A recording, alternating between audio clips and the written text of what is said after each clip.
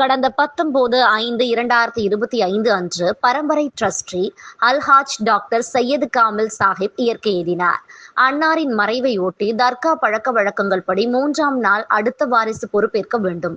அதன்படி அன்னாரின் மூத்த மகன் ஹாஜி சையத் முகமது கலிபா சாஹிப் காத்ரி ஹம்சினி இன்று நாகூர் தர்கா அலுவலகத்தில் நாகூர் தர்கா பரம்பரை டிரஸ்டியாக பொறுப்பேற்றுக் கொண்டார்.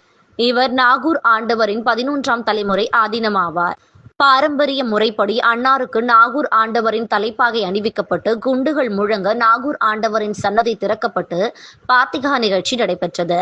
இந்த நிகழ்ச்சியில் போர்ட் ஆப் டிரஸ்டிகள், தர்கா ஆதீனஸ்தர்கள், ஜமாத்தார்கள் உள்ளிட்ட ஆயிரக்கணக்கானோர் கலந்து கொண்டு ஹாஜி சையது முகமது கலிபா சாஹிப் காத்ரி ஹாசிமிக்கு வாழ்த்து தெரிவித்தனர்.